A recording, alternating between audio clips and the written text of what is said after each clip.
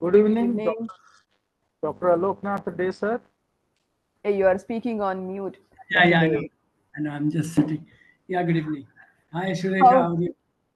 great. When I saw your photo, I said, see, this is him. Somehow when Mundara sir told me, I couldn't able to read. I mean, somehow I did Yeah, yeah. ring didn't bell, but when I saw your photo, this is the actually Mundara sir, we worked together. Myself, Dr. Day, we worked together under IEEE and we were together under council also for last year. I mean, and it was absolutely a wonderful Very experience, happy to working know with about him. this. So that Thank you. our Good evening, Day sir. Yeah, This is Sanjay ji, how are Dr. you? Very good. I'm Good to fine, see sir. you. You're Yeah, in car, it fine. looks like. Yes. Driving How are you, somewhere. sir? Good, How are very you? good. Good. Good, Good. good. Dr. Amar have joined. Dr. Amar, Yes, I have joined. yes, sir. Please switch on your video Yes, sir. Yes. and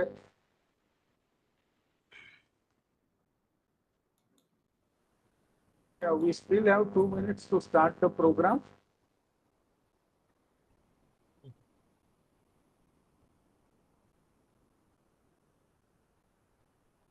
So you will give me share right at a later point, right? I mean, It is given. I have made you as a co-host. but okay, I can see. Yes. Can I just try? Yes, you can try it. Yeah, I'm just starting YouTube live. Later on, it can be truncated. I'm just trying to see where is my slide. Yeah, just to make sure. Yes, yes. The screen is visible. Dr. Yeah, let me put it in the right. Yeah, you can see it, right? Yes. Yes, sir. Yes, right. Okay, thank you. Thank you. I'll stop sharing. Thank you. It's 1 minute and Dr. Amar, Yes, sir. sharp 6 o'clock, we will start with the permission of all 4 chairs. Yes, sir.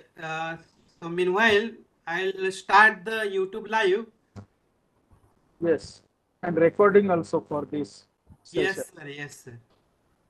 You will start, and then from my speech it will be the program.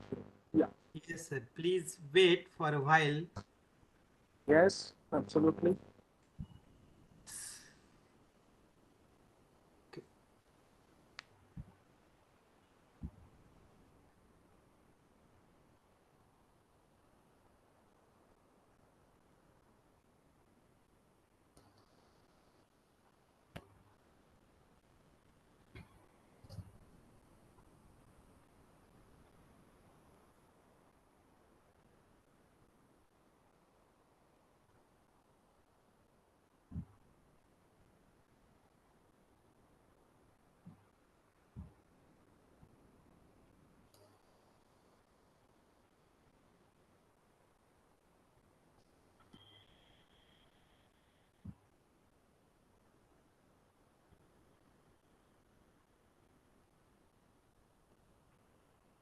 Okay, thank you. Sir, YouTube live is started. I am starting the recording also. Yes, please. Yes, recording has been started, sir. Yes. So we can start the event. Okay. You can give one address note and then I can over to you, Dr. Yes, so welcome to all the participants. So dear all participants, this is a unique program of World Telecommunication Day and Information Society Day by 4 professional bodies such as IEEE, IEEE, IETE and IIT. So we are starting this unique program and I am requesting Dr. G.S. Mundada sir, convener of this program, to welcome note to the audience. Thank you, sir. Thank you, Dr. Amar. I, Girish Mundada, convener of this World Telecom and Information Society Day program, welcome you all. And as Dr. Amar said, this program is a unique joint hosting of 4 professional societies, IEI, IEEE, IETE, and IIT of Pune region. This joint hosting, which is into its 11th edition today, signifies the day by communication and dissemination of information on ITU theme. The theme for this year is digital innovation for sustainable development. And to deliver theme address, we have our dear friend, colleague to many of our professional societies, Dr. Aloknath sir. He is well-known figure. He is an excellent orator and an ocean of knowledge. We are happy to have him as the keynote speaker. I welcome you, Dr. Aloknath Dey, to this program as the theme speaker. The overall program duration planned is of around 90 to 100 minutes. That includes a professional society speeches of 15 to 20 minutes, introduction of speaker, hymn note and address of around 50 minutes, question answer and vote of thanks of around 20 minutes. Innovation is the key word which lays success in every field. The government of India is also promoting innovation through IPR mission and Kapila committee under Ministry of Education and Innovation for Samartha Bharat, Self-Reliant India, Startup India, and Make in India. Please be with us all as the deliverables in the program will be of interest to everyone. Once again, I welcome you all and wishing this program every success. Thank you. Jai Bharat. Over to you, Dr. Amar. Thank you, sir. So this program is hosted by 4 professional society bodies, IE, IETE, IEEE, and IIT. I request Dr. Sanjay Zope sir to tell about IEI. Good evening to you all. Myself, Dr. Sanjay Zope, immediate past chairman of Institution of Engineers Pune Local Center. Welcome you all to this 11th edition of this program, which is consistently organized by the convener, Dr. Girish Mundada, who has put the efforts into doing this till now. The Institution of Engineers is the largest multidisciplinary professional body of engineers established in 1920 with its headquarters located in Calcutta and incorporated under Royal Charter on 9 September 935 by the then His Majesty of King George V. The Royal Charter endowed the institution with the responsibility to promote the general advancement of engineering amongst the members and the person attached to the institution. The institution has been serving the engineering fraternity over a century with its national and international presence through 125 centers spread over all over India, 6 overseas chapter, 6 fora, and organ namely called as Engineering Staff College of India, Hyderabad. The institution encompasses 15 engineering disciplines with a corporate membership of more than 3 lakhs engineers. About the Pune center, we have got a beautiful Pune center at the Jangli Maharaj Road main location, where we have got provide this infrastructure to the members who become the members, and becoming members also help you getting associated with the engineers from the different 15 disciplines. We conduct the national convention, national seminars on special faculty development program. So it benefits to all. And further, we are also publishing the journals with a research paper with the Springer and other agencies. So it is beneficial to us all. So I will request the persons who are not member of our institution, please be members and you can take the advantage of this. Thank you so much. Thank you, sir. So now I would like to call Dr. Virendra Shetty sir, Chairman IETE, to tell about IETE.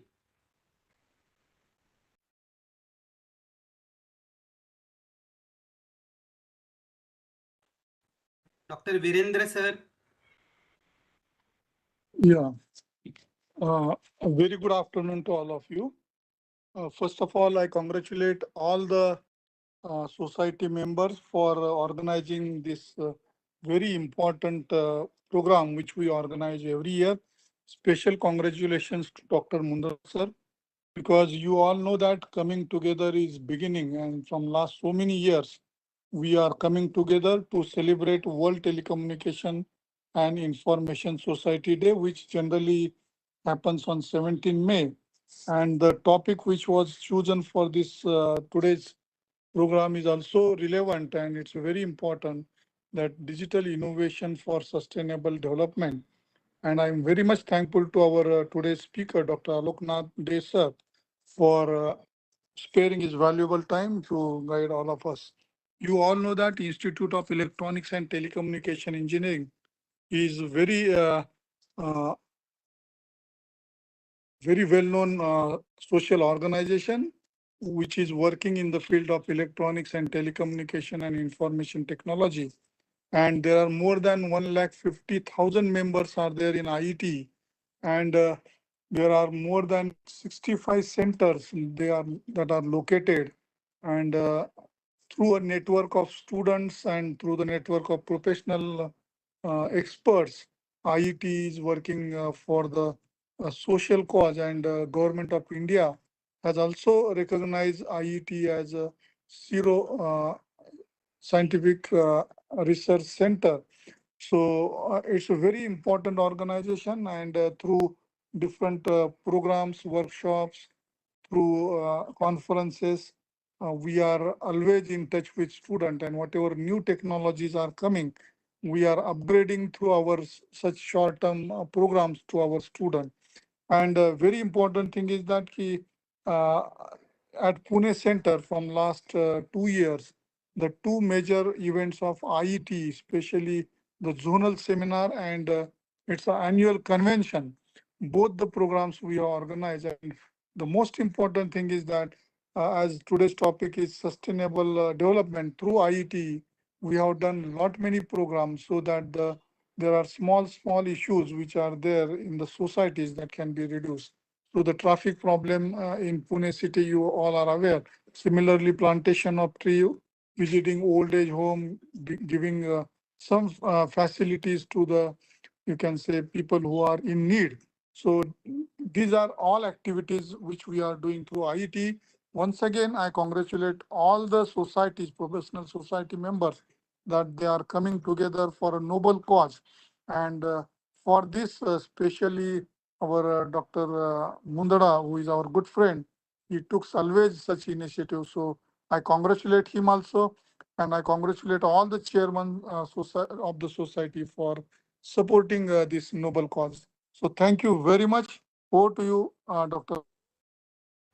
Thank you, sir. So I would like to invite Dr. Surekha Deshmukh, Madam, Chair, IEEE Pune section, to tell about IEEE Pune section. Thank you.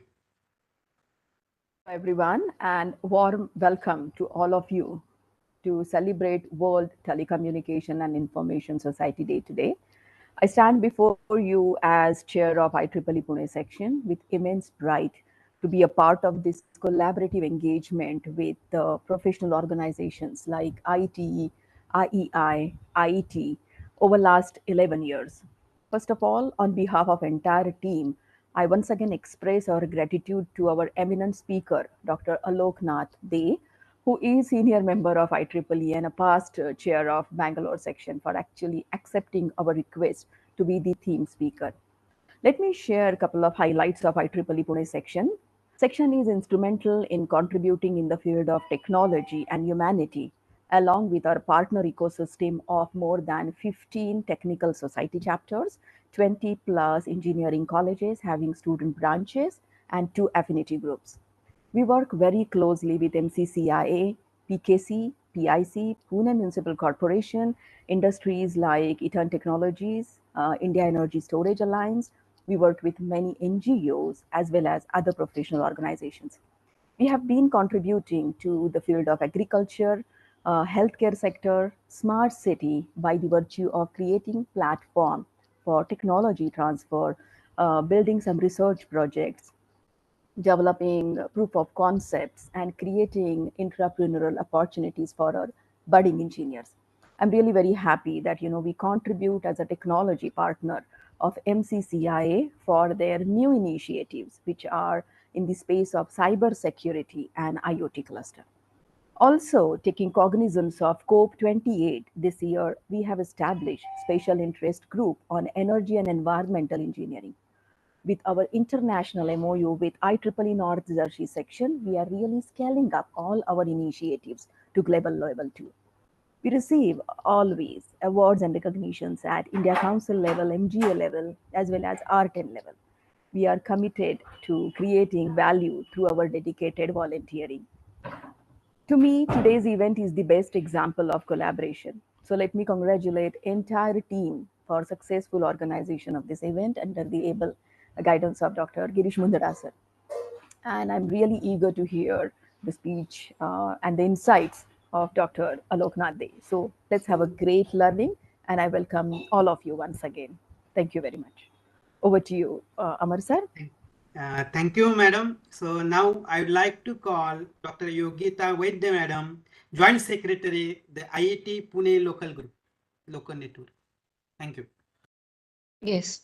First of all, on the day of World Telecom Day, I would like to congratulate all the members who have taken the initiative for this event and all the users of the telecommunication technology. So I'm here to speak a few words about the IET. The IET is basically a multidisciplinary professional society having a rich history of 150 plus years among the professional societies worldwide. It has around 154,000 plus members in about 148 countries and a proud set of volunteers about 4,000 plus. So basically what we can consolidate is it is the society which is powered by members and driven by volunteers, members from academia, from industry. In India, altogether there are 8 local networks and Pune is one of them. The vision for 2030 is to rise for working in the areas of healthy lives, digital future, sustainability, and observing the climate changes.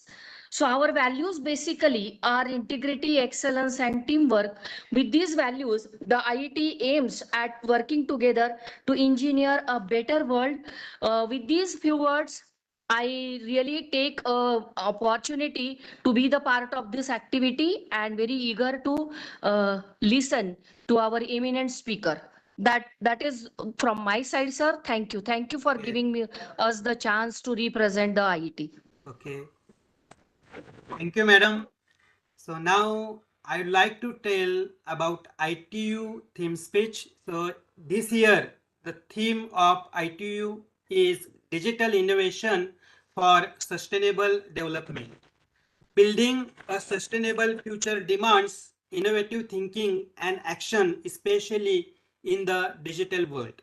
The World Telecommunication and Information Society Day 2024 is a chance to explore how digital innovation can help connect everyone and unlock sustainable prosperity for all. Innovative technology can help tackle the world's most pressing challenges, from fighting climate change to eliminating hunger and poverty. The digital technologies can help achieve 70% of targets under the Sustainable Development Goals by 2030.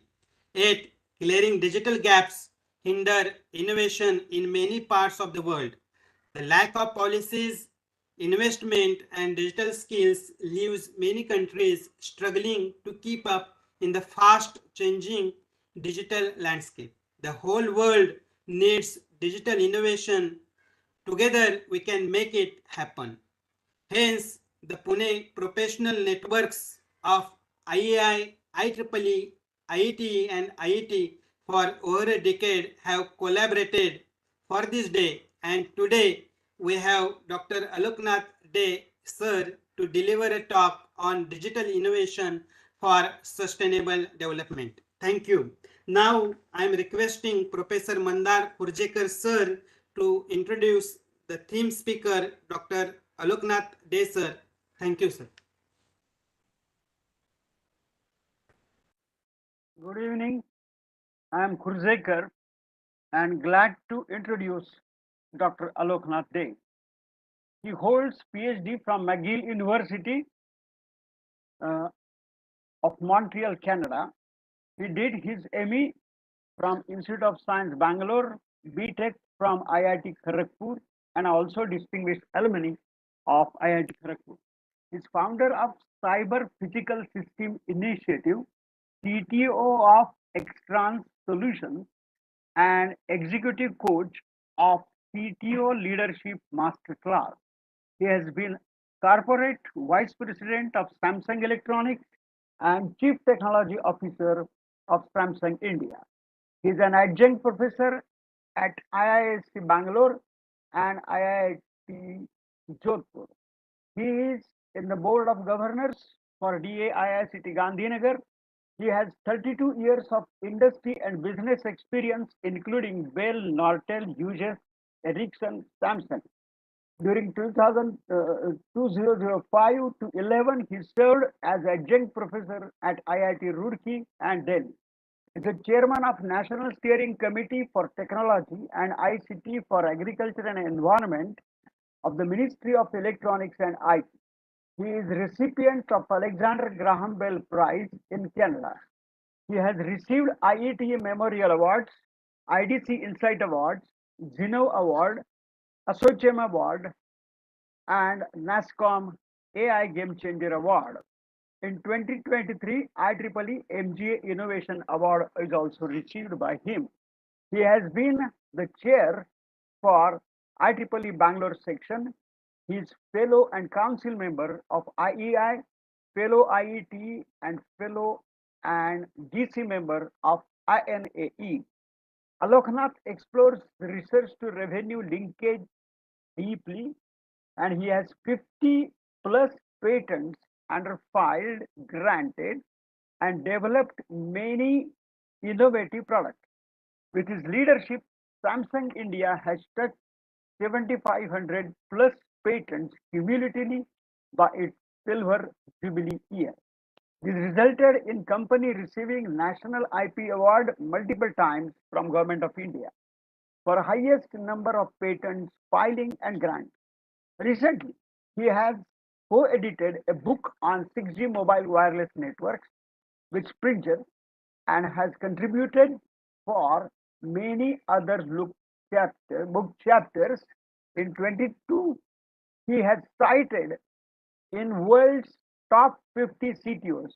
His R&D and business interest is in cyber physical systems with underlying technologies of augmented intelligence and secure IoT. Through Samsung Ventures and as angel investor, he has invested in 3 dozen startups. I again welcome Dr. Alok De. Thank you. Over to Amar sir. Okay, thank you, sir. So we are really proud, Dr. Aloknath De sir. So everybody, our expert talk of Dr. Aloknath De sir. I request sir to deliver the session on theme digital innovation for sustainable development. Thank you, sir. Thank you very much. Just let me set it and then we'll be there.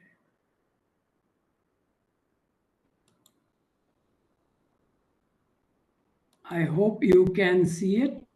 Yes, sir. Yes. You can hear me clearly, see the slide. Yes, and sir. just to check the changeover is happening, right? Yes, it is also visible. Thank you. Okay, great. So thank you, Mr. Kurjekar, for your kind words and introducing me. Dr. Amar, you have set the context very well for this World Telecom and Information Society Day, Digital Innovation for Sustainable Development as a theme. This day is actually 17th May, but we understand that at the convenient point, we all congregate and discuss. And today, 25th May, is the day that Pune all the communities of 4 professional networks are together to discuss this.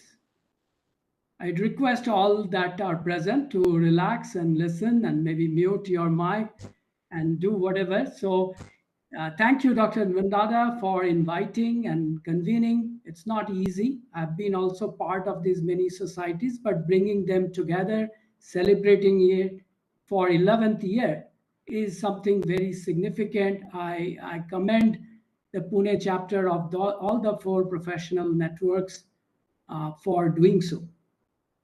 Thanks, Dr. Sanjay from IEI, Dr. Virendra from IETE, Dr. Surekha from IEEE, and Dr. Yogita from IETE to be able to put forward your thoughts and how these activities are happening. In fact, IEI and IETE have been member for last 40 years, roughly, and IEEE I'm member for 30 years, with ComSoc for 25 years. IET is something that I've been thinking, but I plan to join this year because one of my best friend, Dr. Gopichand Katragadda, he has been CTO for Tata Group, and now he's global president for IET, and he's the first Indian president in 142 years of history, I believe. So that's something that we are discussing. So I again commend all of you for holding such activities and taking this forward. With that note, let me move on to the topic. The way I will go is 3 parts. First, we will talk a bit more on the digital innovation. Then we will talk a bit more on the sustainable development. And then we will see the whole theme together, how it works. So let me first talk about the innovation. You know, these days we talk and we think we are the people that are innovating in the world. But I think if we take a step back, and even 1785 has been plotted here, there are waves of innovations. They are different in nature.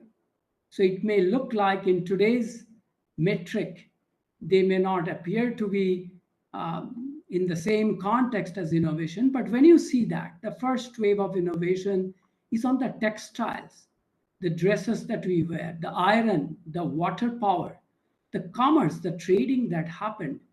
I think that's a first wave of innovation. Second wave came with cotton as a natural corollary from textiles. You have the steam power and the railroad, all the communications, mobility in the real sense has happened in this second wave of innovation. Third wave brought in electricity, internal combustion engines, all the cars and vehicles that we see, but also chemicals. Chemicals from there to taking it forward and you getting into electronics into the next step. You have the fourth wave of innovation, that is petrochemicals and electronics. Your aviation, space, that is where I see the fourth wave of innovation.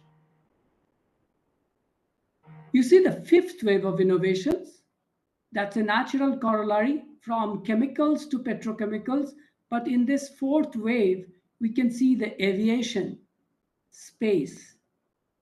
On one hand, the real mobility, on the other hand, electronics, that power this whole journey. We are now into the fifth wave in a deep way: digital network, biotechnology, and the software information technology. Now we have entered just into the sixth wave, and this is the theme of today's presentation. This is all about sustainability. Sustainability, there is a new element. What's the fundamental difference between these first 5 waves and the sixth wave? So far, the innovations that we do, it's for us, for our benefits, but it has been an open loop system. It has not taken the nature into account. Some of the bigger things of this universe have been left behind a little bit or not put into the context in a strong sense. So if you look into chemistry, now it's becoming green chemistry, nanotechnology is green nanotechnology. We have energy, but we are talking renewable energy. We are talking about a system level thinking and making sure, if you have a data center, it's not just enough for today. We do the data center and we do functionally well, but what is the implications of that data center? We have an open AI and the chat GPT, but what is the power that is required to do it? Can we do better? That's the question that is coming in this set of innovation. With that, I move into the next 3 slides to make this digital innovation. And given that this is telecom, I would more like to start with one slide on that. And 5G is presently deployed. We have got this opportunity to work in Samsung, for example, 2011, when I joined, to 10 years plus that we worked on 5G. But we started also working since 2020 on the 6G, and this has been a co-edited book, but Springer touted it as first world's 6G mobile wireless networks book, and we covered many dimensions in that. Now, not going into many things in today's talk, but just 2 points I wanted to highlight. What is the change that is coming, the paradigm shift in the communication? One is we have ground level, all these base stations. And I got chance in 2G to work in Bell Northern Research, 3G in Hughes and satellites, 4G in Ericsson's, and 5G in Samsung. So we have seen this whole evolutions of the generations. But we have a ground stations. We have a satellite network different. Maritime network is very different. Now drones are starting to come. So instead of 2G communications, two-dimensional communications, in 6G, we are going to think about 3-dimensional communication. So not everything has to be on the ground. You can see things from top. You can put your part of the base stations in a drone or in a satellite, low Earth orbit satellite. So how do you make a 3D systems which covers all of these types of communication would be one theme in the 6G communication. The second point I wanted to highlight is that networks are growing, so network nodes would be more. You have tons of services that you are providing, and then huge amount of data are getting collected. Now, they are nice to provide the features, and when you combine that on the right-hand side, it's not human-to-human communication, but things are coming in place. There is physical infrastructure, vehicle-to-infrastructure communication. Environment is coming. It's quite a lot if we think about it. But in that, there is beauty of communication, but there is challenge of breaking systems. So this is where we are talking about a trusted system. Trusted communication system. Privacy should be guaranteed, safety is assured, reliability is ensured, availability, network is available, integrity is something we respect, and confidentiality has to happen. When you have all of these things in such a vast thing, so you can have a trusted system. So that's, I think, 2 dimensions I just wanted to highlight. What is it that in the digital innovation space that's going to happen and change the paradigm? Now let me take another example in the digital health. So 2 slides I'm going to explain what's changing there. For example, we had this smartphone and you have many sensors there. Sensors of accelerometer, gyrometer, gyroscope, magnetometer. Then we brought the watch, and watch is also touching in the body. So there are many sensors that can touch your wrist and can continually monitor. So what are the first set of things? First set of motion sensors, pedometers like step count, activity tracking, how much calorie are you consuming? These are the first set of things that happened. Then we moved into bottom part, which is an ambient sensors. Can I have a light sensor to detect UV sensors? I think in Samsung Galaxy S6, S7 timeframe, we brought in a UV sensors. You can have a temperature measurements, pressure, some kind of piezoelectric sensors touching the body. So that's your ambient sensors. Then we moved right side bottom a little bit medical ways, which is body sensors. Can I know if your sleep is well? So if you have wearables and if you are sleeping, turning, tossing, I can detect. Blood pressure, 2017 from Samsung, we made an app to be able to launch it. And it was like, plus minus 6 mm difference than measurements, like 120 by 80. So plus minus 6 errors, that's kind of permissible. Now, these are not a medical device. It's not FDA approved, but it's a good indications that should you go to a doctor, get it checked, go to the next step of checking.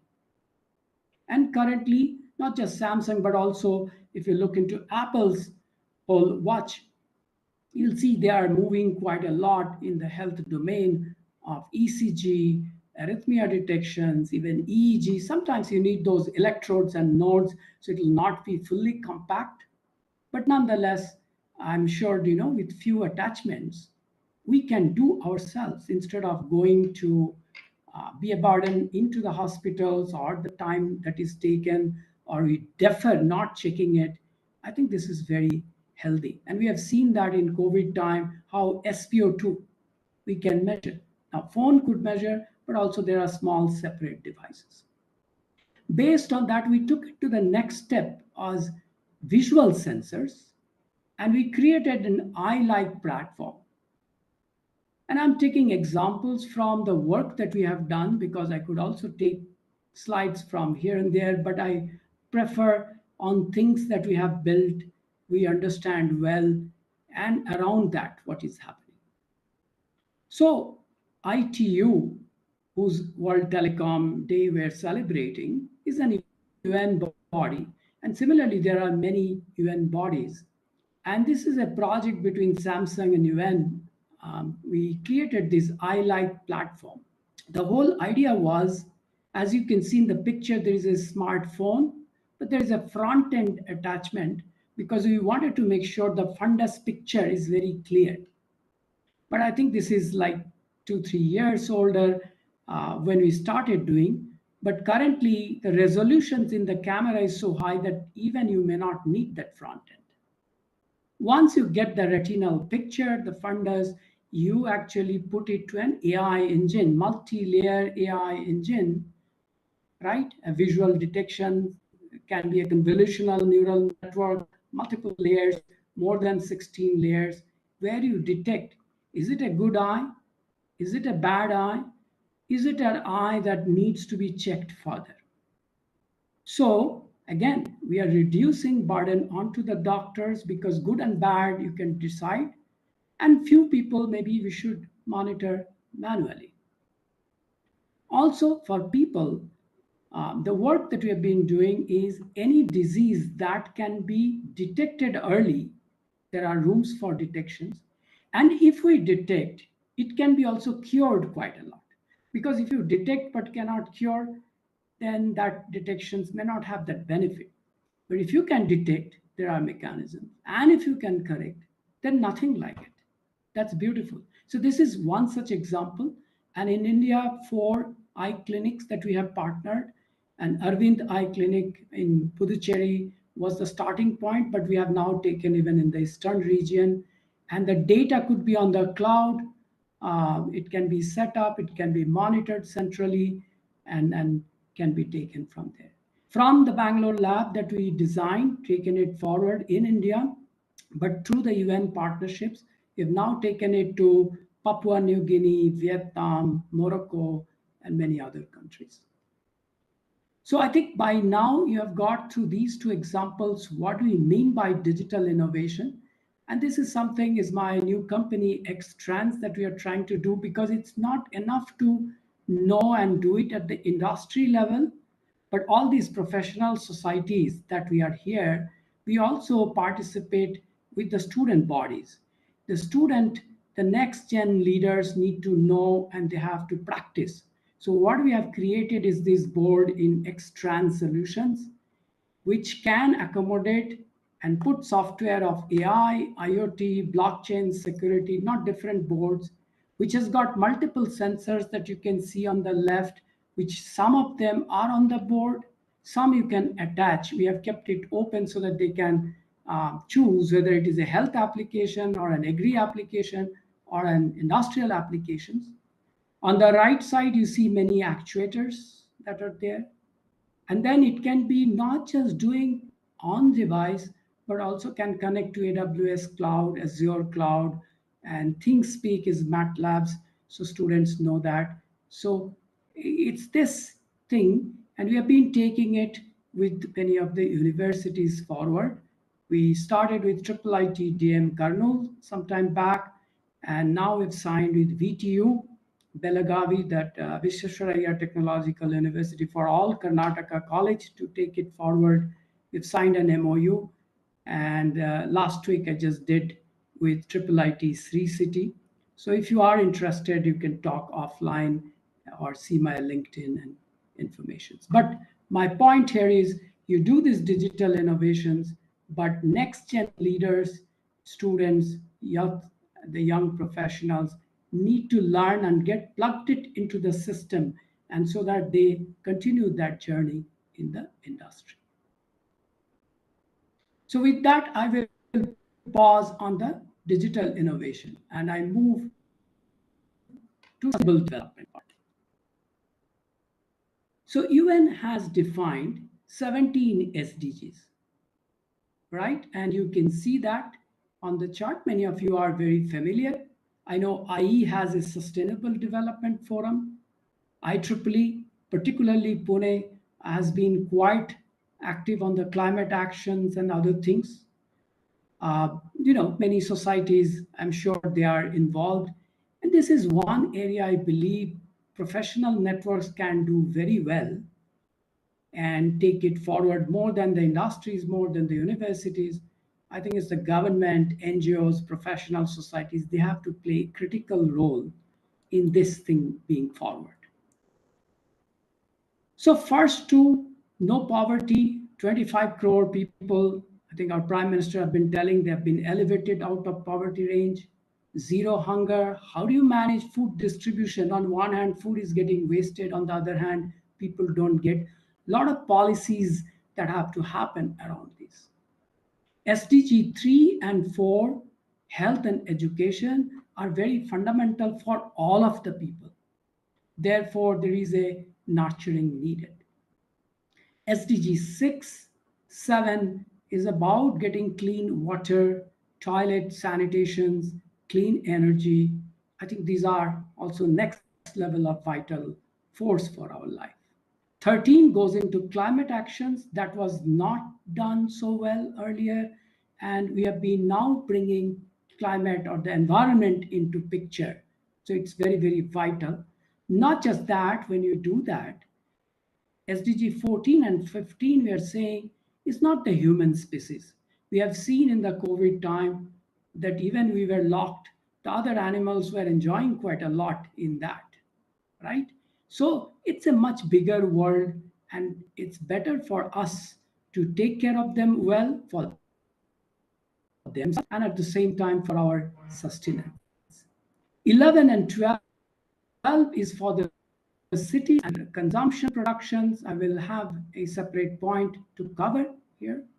SDG 8 and 9, if you see economic activity.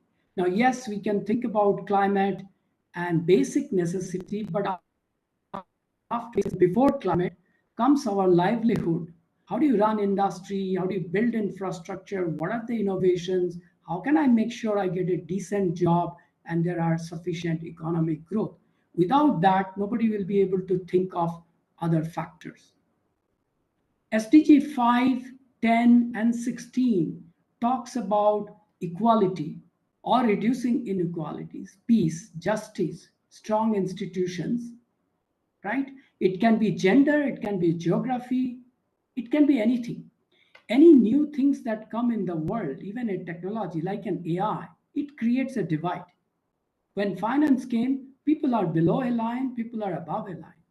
Education, there are people below a line, people above a line. AI knowledge, people are below and above. There are new axis that comes and that divides. There is no way we can do anything. Good part is they don't always cut the same set of people. So it's a different axis. So there is a hope for another set of people to come up when a new axis comes. That's the opportunity. Challenge is those who are doing well and didn't prepare, they might go under. This is where I think we'll have to be always conscious and bring the other people, disadvantaged people. Inclusion is an important factor, whether it is diversity or otherwise. And finally, to do it, we can't do alone, and therefore partnerships is part of the goal. Now, taking this forward, IEI has been doing, but also IEEE from Bangalore sections. This is an example. On the left side, we decided from 2020 to do a Bangalore Humanitarian Technology Conference. And 2020 and 2021 was introducing all those SDGs. 22, we took responsible production and consumption. This is a picture of 23 in Mysuru JSS College. When I was chair, we thought good health and well-being. Let's bring all the doctors and the engineers on the platform. I mean, half of them are doctors that you see and many in the audience. And we had a very good dialogue in the hospital, not in the engineering college. I mean, JSS has that, but we wanted to do inside the hospital. So this is to take it forward, and BHTC 24 we just did in Bangalore, life below water. This is a coastal region, so we took that as a topic. On the right side, what you see, again, it's a picture, but of the title that you see. What we thought is the sustainable development. If you go back and look into SDG 2030 goals, many of the metric that we set is not getting fulfilled. And definitely there are chances that, it will not be fulfilled by 2030. And when you go deeper inside, why it did not happen, why it's not happening? Because when it's for somebody else and I am having poverty or hunger or, economic growth as an issue, people would not be able to think about the bigger things.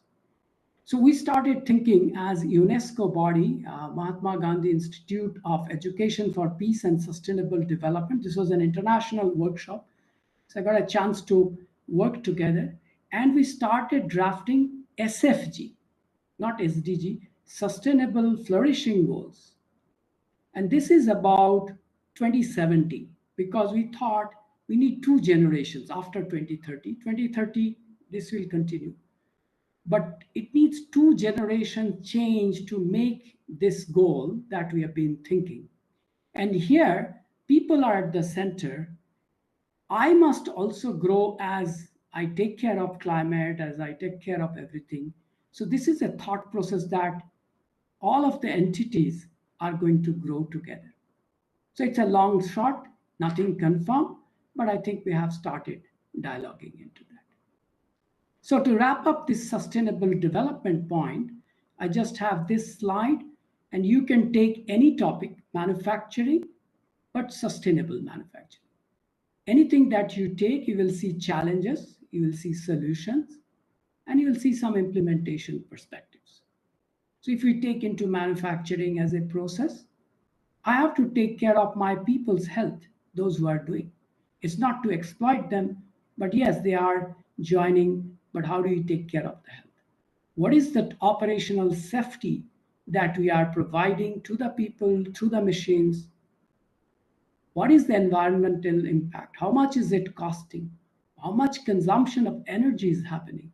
How much waste am I going to create? And how do I dispose them of? This whole system thinking, what I mentioned in the 6th wave of innovation, is very, very vital to bring sustainability into picture. So key point, to make sustainable, think of 3 Ps: the people, the profit, business, and planet. People, profit, planet. Win, win, win has to be there to make it sustainable.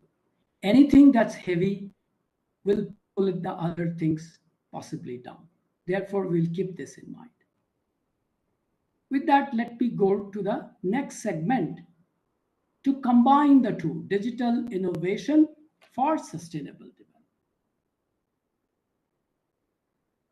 So here, you have seen in 2023 G20 happened in India, and we had a B20 task force. I've been fortunate to be part of the innovations task force, and we worked with Dr. Chris Gopalakrishnan, and we built a lot of interesting things. But one thing that we did for agriculture is satellite data. How do I use it in the farms? That was one delivery that we made out of it. How do you secure satellite data, and then how do you use it? Which sense do you use it? So as I am chairing currently Ministry of Electronics and Telecoms, the ICT, or the Technology for Agriculture, this is a big project from MIT, and we have 5 mega projects in many universities and others, including environment, including animal. So 2 weeks down the road, we have in NDRI Kalyani, which is doing milk mastitis. The cows are suffering some diseases, or the milk quality goes down. So how do you check those? And there are patents that are happening, and we are thinking about products to take it out.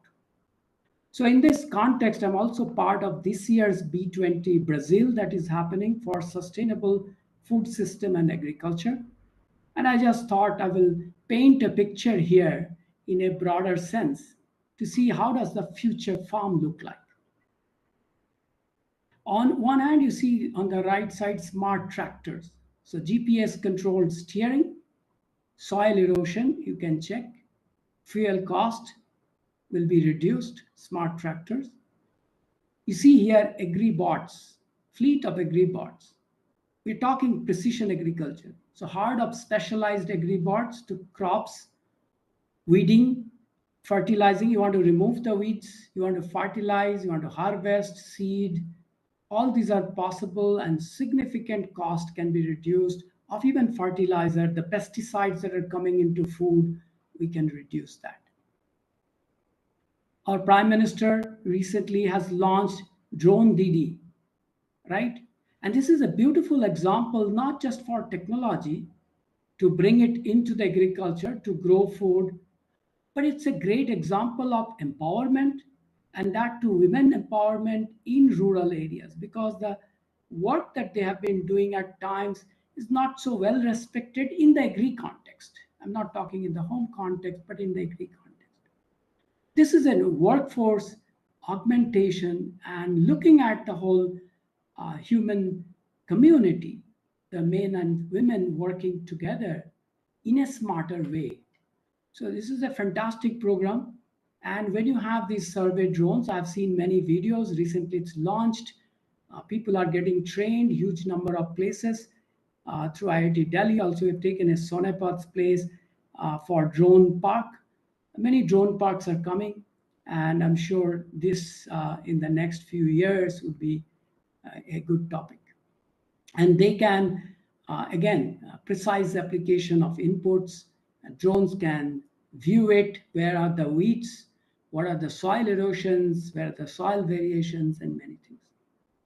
And I was talking about cows, and if they have disease and something, this is little futuristic, but just to have little fun also of texting cows if the cows are pregging or not so well. It may not be an India's situations because we still have a lot of people, but in US you see big land and very few people to monitor. One person sitting here looking at all the farming data, but also getting all the information that is needed, and the person can focus his or her energy into the right things. So that is a vision that we have, and we will continue to work through governments and other agencies to take this forward.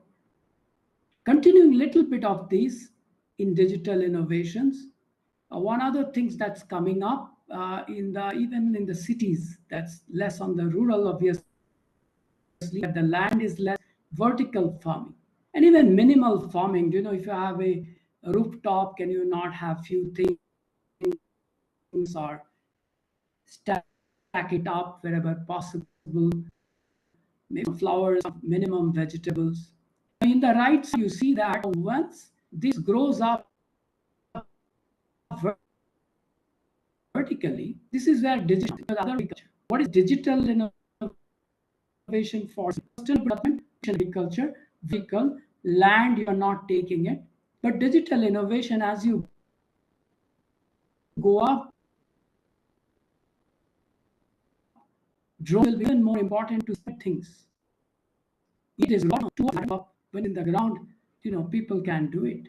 But as it goes up, multi-layers, you can have a robotic arm to, with the cameras to vision and pluck the fruits. Our government project one in Shere Kashmir University, how do you have a robotic arm to pick up the apples?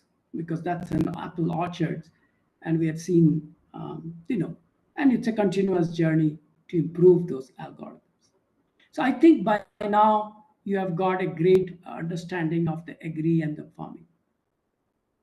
So coming back to our topic, one other things is this SDG 12 and sustainable consumption and production. On one hand, manufacturing sites has to take care of the production, of the packaging, of the distributions, all of those very economy friendly way, very environment friendly way. But on the other hand, you also would have to have this consumption part. You know, we cannot keep on consuming. So there are many concepts that are coming up. For example, eco-leveling and certifications, design for sustainability. You design something meant for sustainability, not sustainability as an afterthought, but really the system is designed. How do you do sustainable marketing? Even the things that are not so obvious, there are work that has started happening alongside waste management and things like that. So that's a circle that you see. On the right side, I put it, whereas you see here circular economy, right? So you not only design, you retail, you consume, and then we have been throwing it. This is where the change happens, the green part that comes, reuse, repair, recycle, repurpose. A lot of is into it to make sure that if there is a life still alive in that part, if not full, if you have an electronic board, if some components could be taken out, if certain lithium batteries could be reconsumed, right?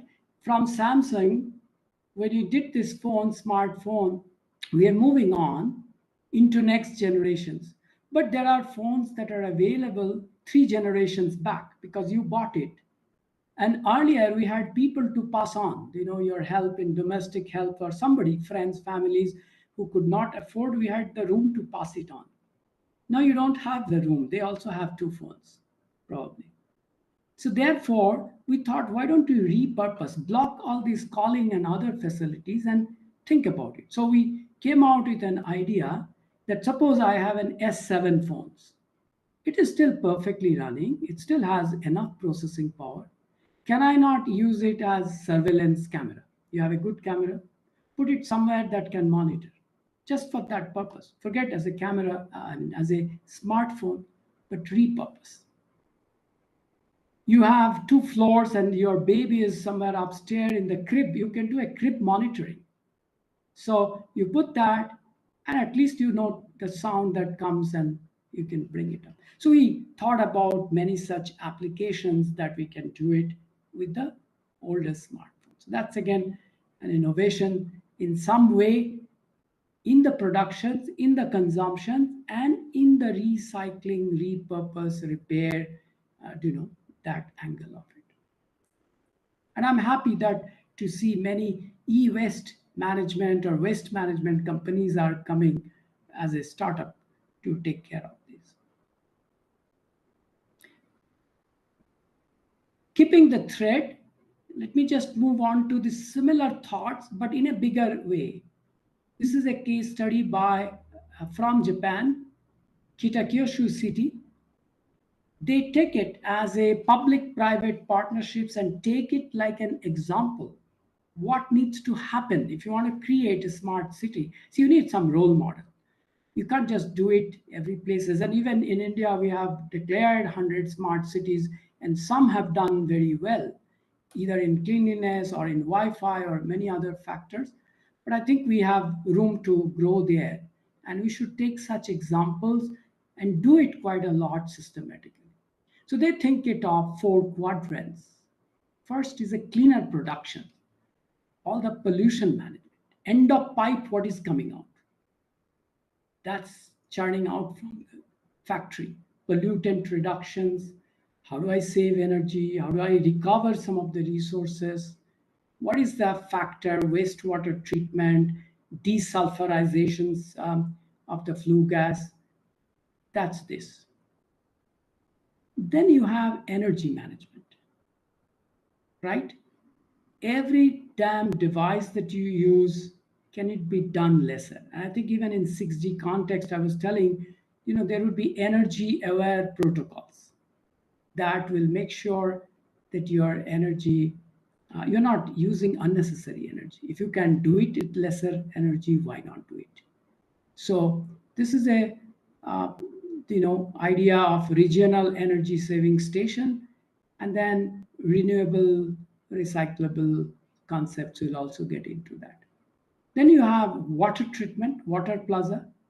Here, on one hand, the sewage and that treatment, but also seawater. India also has a coastal region, north side, obviously, the hilly part, but the east and the south, on both sides, west, also, you have a lot of seawater.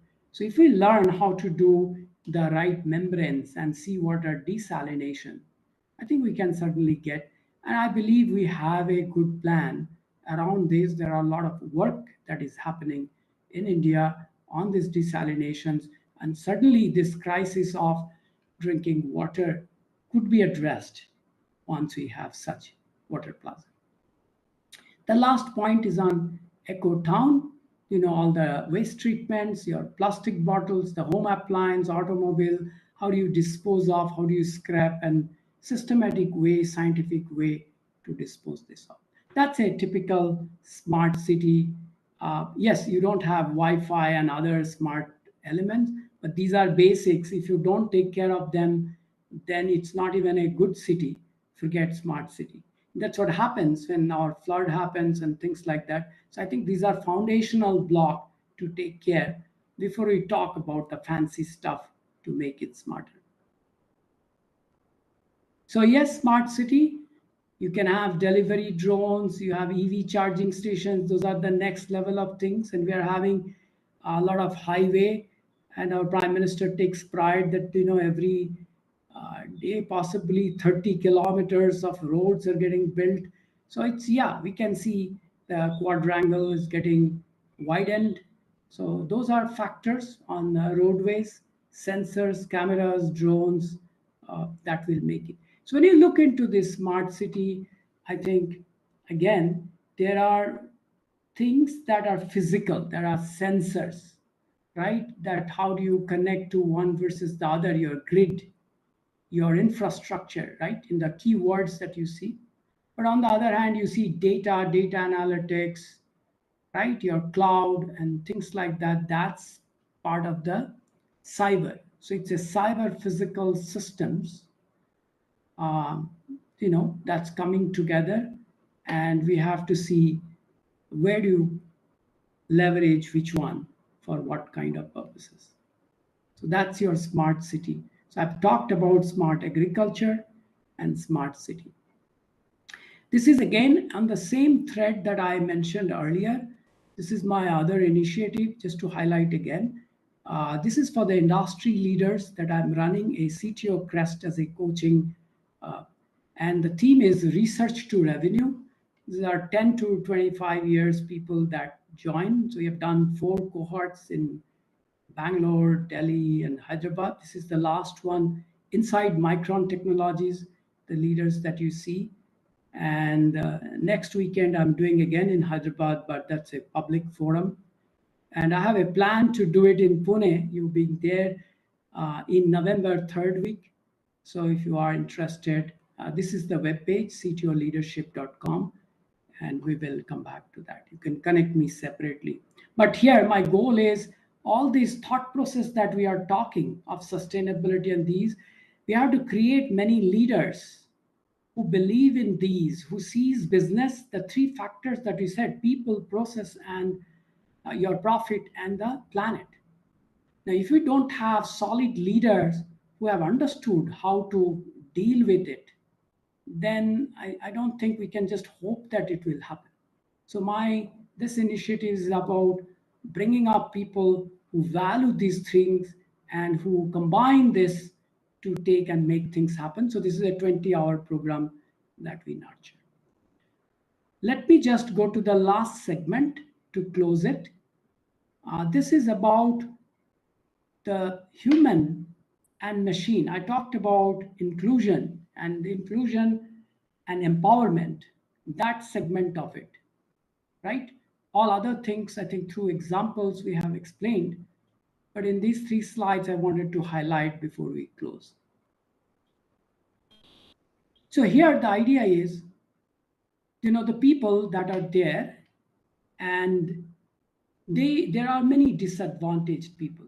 I mean, some may be education-wise, some otherwise, and there are efforts in those directions. So I've not taken those as an examples, but I'm taking here assistive technology, the digital innovation through assistive technologies, but how it can change life of people, and you are including those people into the normal stream, right? They have the self-dignity and this. So you can have senior citizens suffering from dementia or memory support or Alzheimer's. There are a lot of devices that are coming. And I'm working with some of the startups, and we as an angel investment or Samsung Ventures have been investing. Some of these are falling into this bucket to make sure, there are support. It's not always easy because the technology is very heavy, but market size might be smaller than normal product. But if you can make it right, I think there is a good joy into that. So that's for the senior citizen. You have people, the knees are issues, challenges, the spinal cord injury. There are assistive technology that have come. Limbs, the Jaipur Fit is a good example, even before all these hi-fi tech that I think is nice, but even they are getting strengthened. So it's not just that you can walk, but you can even maybe run and participate in Paralympics and things like that. So it's not just bringing you to normal, making you even super normal in that context. I see this tetraplegia and the wheelchairs, but these wheelchairs are, it's okay to sit down and carry, but what happens this person when they have to stand up, you need again some support. There are new wheelchairs that have come that actually, if you press button, it will help you to straighten, stand up. So it takes it forward, and then you can, be independent in that sense. So taking from there are many other examples. If you have a stroke or hearing aids that you see, how do you do diabetic, movements and your insulin adjustment. All of these, you can see that there are technologies to take it forward. So how do you make human with the help of machines? I won't call humanoid, but I think the human machine is helping to become better human, stronger human, powerful human. That's, I think, one part. The other thing that's on the other side of the story, and we have seen even in the COVID time, the jobs that would be lost and things like that, but it's a shifting. I think there are newer jobs that would be there. Like, I gave example of drone Didi. That's a new job, right? In the farm, there is one person who is sitting and monitoring, not the same thing, but to run them, you need a new workforce to do it. So therefore, it's a reskilling that is needed and a new way of looking at the jobs. And many a time, I think in future, I would put, and I'm working a little bit on these sides, on the human-machine interactions and collaborations. I think we'll have to think the machine will be part of our life, some robots as home, some robots in the workplace, some possibly in the shop floors, and which work is better for human to do and what is meant for machines to do, and how do you collaborate between the two would be again a normal, sustainable way of living life. The present way of living life, I think 10, 15 years down the road, I can't predict the exact point, but I can definitely predict that that will be a move, is the two together collaborating on the best part that we can do and empower each other to benefit. So with that, I come to the last slide to sum it up, to say that today we have Industry 4.0, which is IoT and connectivity and all of those. But there is Industry 5 concept. It's very early stage. Also, side by side, there is society concept, Industry 5.0 and Society 5.0. So Industry 5.0, you bring in action on sustainability, respects planetary boundaries. You stay human-centric between industry and society. We don't want to take another view on this. I think human should be at the center. We become resilient. At the same time, in the society, some of these factors, technologies that are coming, merging between cyberspace and the physical space, as I said, cyber physical systems, design thinking, these would be a way. So yes, we want to ensure high quality lives full of comfort and vitality. I don't think the goal should be, okay, compromise on lives to maintain planet. I don't think that's required. Maybe temporary here and there, but I think the goal is to attain a high quality lives, but find ways, do science and things like that to be able to make sure that industry moves, but we are also not compromised from our comfort and vitality. So with that, I thank you all for giving me this opportunity. It has been very nice to midst of all the Pune communities. I wish we could meet sometime. And May 17th has been the World Telecom and Information Society Day. We are celebrating today through this online webinar. And I, again, best wishes to all the community friends. And as I said, many of the things that we discussed, we can take it through our professional societies and nurture it through our student bodies, through our professional network, the NGOs that we partner with, some of these thoughts. So thank you very much. With that, I will stop and hand over to Dr. Amar. Yes, thank you, sir. It was an excellent and fruitful session.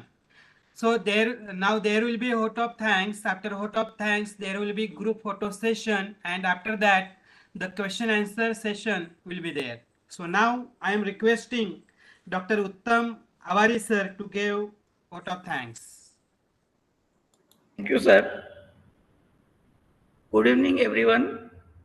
On behalf of Institute of Engineers Pune Local Center, I, Dr. Uttam Avari, would like to take this opportunity to present the vote of thanks for 11th World Telecommunication and Information Society Day, organized jointly by IEI, IEEE, IETE, and the ITE Society. First and foremost, I would like to thank our theme speaker, Dr. Aloknath, for taking out precious time for his busy schedule to grace this occasion. Thank you, sir. I would like to extend my profound gratitude toward the convener of this program, Dr. Girish Mundra, Council member of Institute of Engineers, for taking effort from last 1 month to organize this event. I would like to thank to the chairman and secretary of all this professional body, IEI, IEEE, IETE, and ITE, to organize this event jointly. I would like to thank organizing team and the audience for today's celebration of World Telecommunication and Information Society Day. Thank you. Over to Amar, sir. Thank you, sir.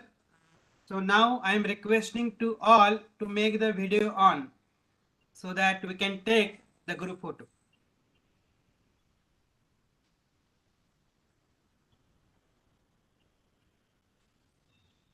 Everyone, Dr. all Malvi audience sir, also can make the unmute. video on. Dr. Kharadkar sir, make the video on.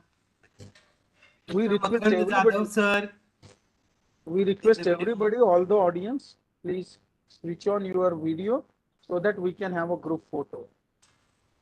Quickly in a minute, those who can switch on their video, it will be good to have the memories and it will be shared on the web page of each society. So I am taking the screenshot. Sir, you can also take the screenshot. Yes. So 1 second. Again, taking this screenshot.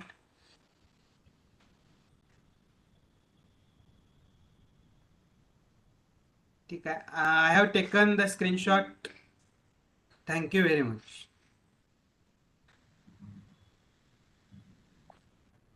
So now, if there are any questions, so let us know. You can type in the chat window.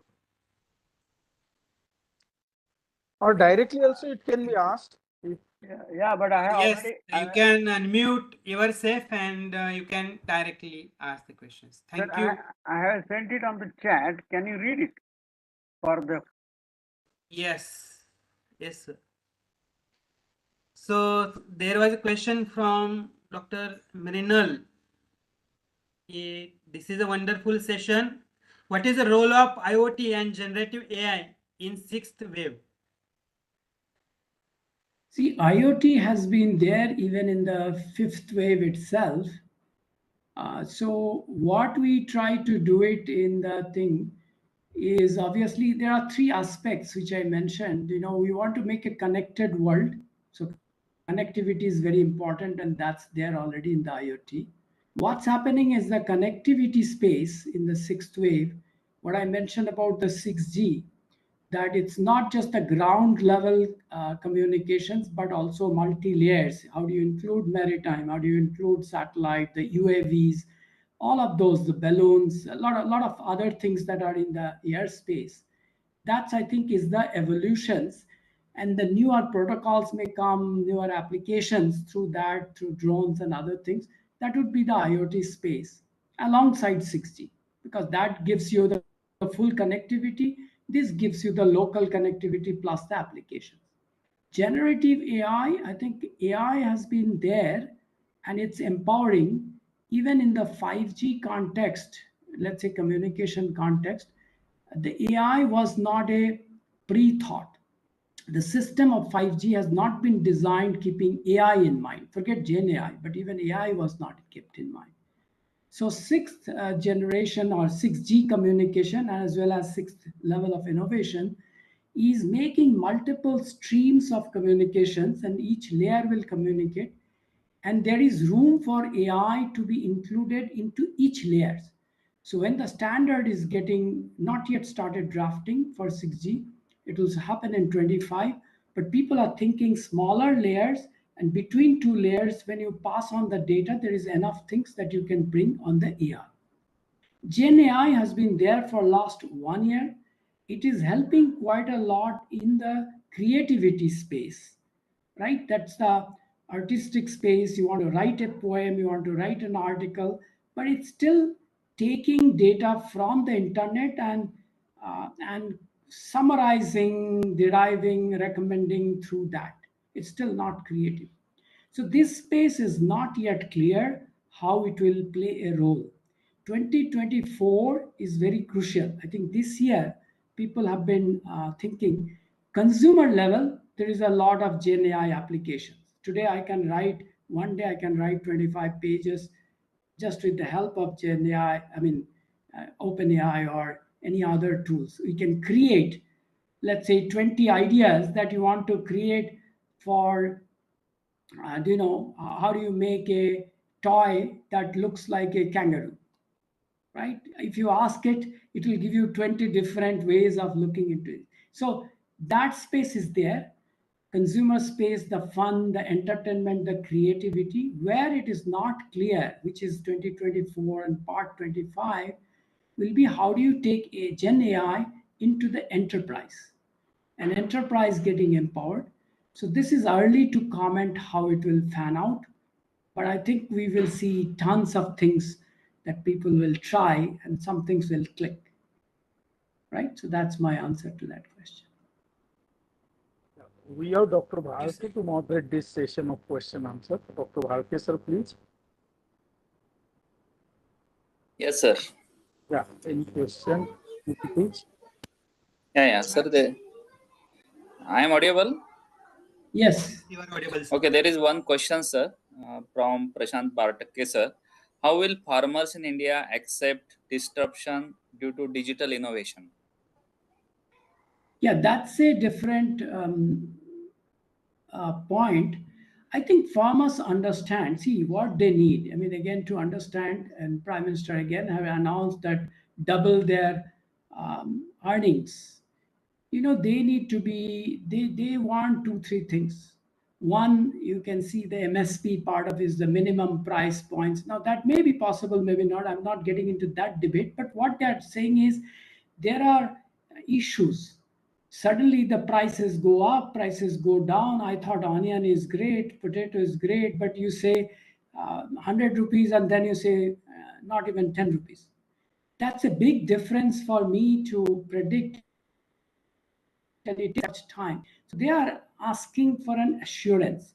This demand supply, we need to work on from government platform and marketplaces to make sure that the predictions of food and agriculture that is required is matching with the productions. I think production consumption mismatch is causing a lot of trouble. That's one part. The other part of it is the weather part. There are rain, no rain, drought.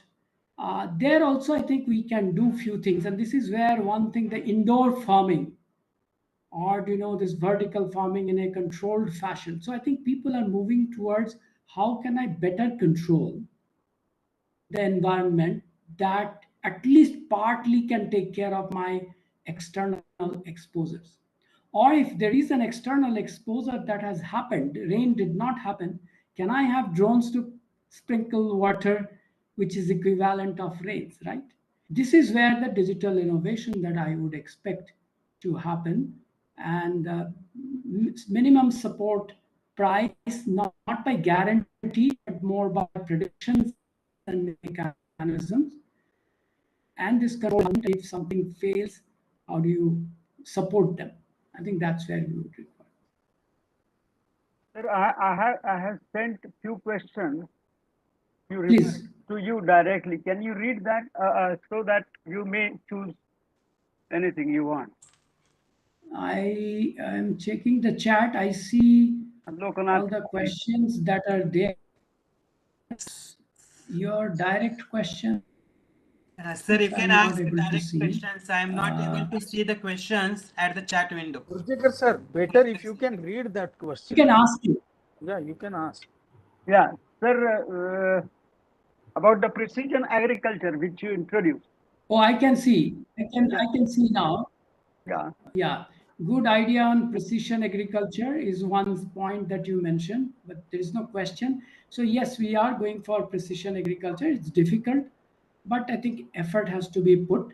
And with drones, agribots, and other things. I'm sure, smart tractors, all of these are moving towards that to do this. This is, I think, is important. Other question is plastic waste management is a problem. What is the practical suggestions? I think, here it's you also know, I also know, we try to segregate and we do it, but I'm not sure if it's till the end point, it remains segregated. That's one part.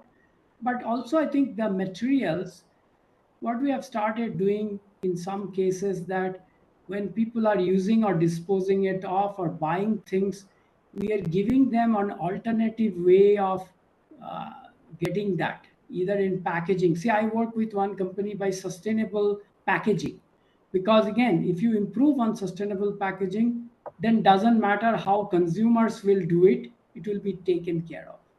But yeah, plastic takes time. There is, if it's not properly disposed, I think there is no obvious suggestions. But there are some bacterial studies that are going on which can eat these plastics, and possibly there will be disintegration of that type, that if you can segregate and take it, but it's still a work and a research in progress. My just thinking was on the precision agriculture, that lot depending upon the availability, and then for the farmers in India, majority of them are very poor to handle all these things. We need to create a cell or a bank of the gadgets which you people and some other experts also in the foreign countries they are suggesting. So the bank of such things like the smart tractors and the drones and other things would only looks as a solution for the farmers in India. I think you are right, and I believe it will grow in future. But I see in Punjab, I have seen smart tractors and a newer way of doing things. It may not be perfect, partly jugaad, as we do in India, which is again cost effective. So you can't go in one step refined version, but it works for them. So if it works for them, it works for them. And I think these drones, the scheme that we have, I mean, Prime Minister have been telling, once that comes, it will start to give you a broader picture, and people will be educated about their lands. They even don't know that some places there is more pesticide. So it's just spread the way we feel. There is no scientific basis of why am I dropping that much pesticide? That corner is not requiring, that soil is very thin. That knowledge is not there. So I think it's first is the education part of knowing your land, right? The way knowing our body, knowing our home. So it's knowing your land well. Once they know, they have enough knowledge. They are also smart in other senses, business ways, and they have been producing paddies and field. So I think that coupling has to happen. So few years will go into the educational front. That's my belief. So, Dr. Day, this is Dr. Sudhika. The Yes. way we are having this conversation around agriculture, one of the reason for that is at Pune section, we have come to a good amount of maturity level as per creating very strong ecosystem with farmers, engineering colleges, agriculture colleges, and some of the NGOs plus industries. And Khurjekar sir have, he has been instrumental in coordinating all these projects, and very rightly mentioned by you. He also takes care of, the new opening around precision agriculture, and it needs a lot of advanced instrumentation and measurement and control devices. So in that purview, all, the way we have a MOU with North Jersey, this year we are envisioning to have an MOU with the Portugal section, where Okay. I society, and because we have had Postology, Dr. Postology, who actually works in precision agriculture. So once we have already created that foundational proof of concept of identifying or monitoring the soil, the soil ingredients, the fertility of the soil, develop exactly. I still remember the one example that you gave about the rain. And here students have developed some drone which goes certain kilometers above in the cloud, and they measure that humidity and the kinds of parameter that you need to measure, and then they will be analyzed and communicated to this farmer. And I agree with you that farmers are very knowledgeable. What they need is assistive technology. So we can Exactly. help them with their experience and humongous amount of knowledge and convert that knowledge with the help of technology enabler. And we have been doing it at section, for last 2 to 3 years. So I will be happy if you come to Pune, as you mentioned, in Sure, November. sure. We And if will you be. have a white paper or a case study once you have done, I'll be very happy to also, share with ministries, because we are talking into this and we are thinking of next gen projects for the agri-tech, like what we have been doing for last 2 years are maturing and transfer of technology is happening, 2 projects. But I think we are thinking next big thing. So we'd love to participate or to take it forward or share with I you. would do it, sir. I would certainly share, and You I'll are most connect with you. welcome to Pune Professional Network, Dr. Day, and Yes, definitely yes. we will have a platform. Very happy to see so many faces. Very nice. Yeah, we have many eminent persons joining this audience team. Yes. So I request if anybody have any view to express, please unmute yourself and you can talk. I see VB Singh Saab, Yes, I VP see Singh sir is there. Viva Vyas Madam. Nice to see you. Very nice to see you. You can unmute Nitin Mawle Saab. Yeah. Dr. Saab, I congratulate you and thank you for a very, very wonderful talk. In fact, you have touched all the points regarding this sustainable development. Sir, one thing I have to ask, that now the cyber crime is the order of the day. Every day we read in newspaper that someone has roofed off 40 lakhs, 30 lakhs.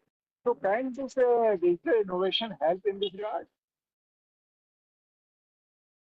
There are two parts to this. One is there are technology and people are working in the technology two ways so that it doesn't happen or it stops, or if it happens, how do you do that? But the other part of it is education part. I think there are people who are becoming, or maybe for whatever reason, I don't want to judge them, but if you are part of the greed factor, too quickly to get it or too naive to do it, then I think we need some help at home or some level of education, because that there is no substitute. No technology can take care of that. Technology can stop, but there would be always people who would be this anti way of thinking. They'll find ways. As you become smarter, they become further smarter. So I think this education is an important part. I think IEEE section, we have created a group whose job, even in local language, to go around and to educate people the obvious things. We cannot take care of all points, but on cybercrime, the obvious factors in local language, we have teams working that I am aware of. So Thank you, yeah, it's sir. a tough Thank problem, you. but there are solutions that are happening. Thank you, Thank sir. you. And, also, thanks to Professor Mundra, Chairman Potte, who has given me a chance to join this event. Thank you, sir. Thank you. Wonderful My talk. pleasure, sir. You joined. It's our pleasure. Sir, I have one question. Please, please. Okay, 1 minute. Sir. How will education in India accept the disruption due to digital innovation and sustainability? How is education? Sorry, How can will you... education in India accept disruption due to digital innovation and sustainability? Or how will you foresee the education sector changes because of this digital innovation and sustainability? See, what is coming, through technology, through society, in other places, sooner or later we'll have to accept. To what degree? We have a cultural thought process. Some we will reject because it's not Indian, it's not our way of thinking, which is right, because it's a conscious decision. But you can't deny everything and say, I will cocoon myself to old technology and stay. That will not work. So therefore, I think the acceptance or no acceptance by any community is not even a factor. Only thing they can do by participating and modulating what's culturally accepted, regionally accepted, that kind of thing. So that's first point.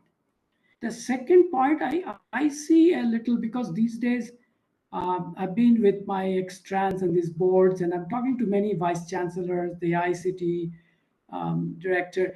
So I see there is a change. Earlier, it used to be all classroom to these doing things, projects, going out, and partly students are enforcing because they need that for their future, and also faculty's development program. So I believe, I think they are coming into picture. Students are all forthright to learn. Sometimes we don't have a mechanism to deliver the right way to them, to make it interesting, to make it powerful. We have a little financial constraint at places that the labs require to do it. It's not cost effective. Therefore, we are also suggesting a hub kind of concepts in a city. 4 or 5 colleges can even share a little bit together in infrastructure. So to sum it up, they have to accept. Students are accepting, they are learning, they are a little concerned. How does it impact their jobs and employment? I think that's where we'll have to work. How do you grow employment? What are the new skills that are required? How do you define skill stacks? And keep working with them, not worrying too much and embracing newer technology. Thank you, sir. Thank you. Yeah, thank you so much. Any more There is one more questions? question, sir, Any of the audience? from Professor Nitin Mawle, sir. Any digital innovations in solar energy generation? Yes, I think there have been a lot of digital innovations. First, I think the price that used to be there, I remember in 2008, I calculated one's price. That time it was 17 rupees or even more, 20 rupees per unit. It was costing. And today, I think it's quite comparable to the normal electricity, even if going cheaper. So that's, I think there is sales density, all of those materials, recycling, distribution, every places there have been work. The other thing that is happening, in terms of maintaining, I think this big solar panel cleaning is a big issue. Otherwise, the efficiency goes down. There is a storm, it's in outside, again, open field. So there are micro robots that are coming up to clean the surfaces very quickly because you can't do it otherwise.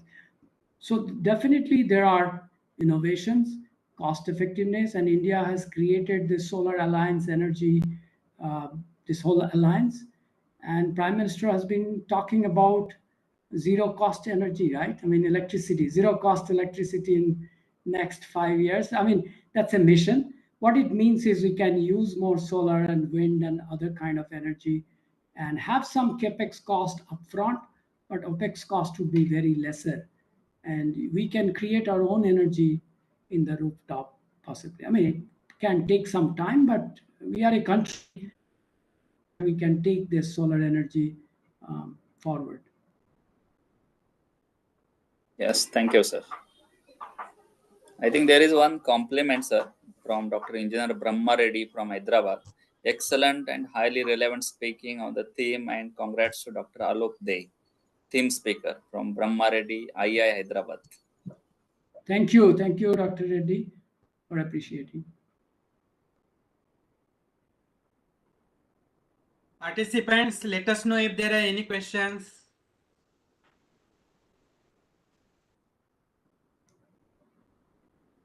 Any questions, you are free to ask. And you can join in the LinkedIn or ask separately. Feel free anytime. I'm quite happy and active in these societies. And if it's the industry, then we'll talk again on the CTO Crest or that kind of consulting and the program that Dr. Sureka talked about in the agriculture domain. They're very happy. If it's a college, then I think the Xtrans and those solutions, we can take it forward. So you can connect with me separately. Thank you very much for giving the opportunity. I really appreciate it. Thank you, Dr. If anybody have any remark? Any remark by anybody? Thank you, sir. Thank you, sir. Thank you. It was Thank you, excellent dear session. sir. Thank you, dear sir. Thank you. Dr. Thank you very Dey. much. Appreciate Thank you, it. sir. Thank Thank you. you. Yeah, it was a wonderful, very informative and interesting session. And certainly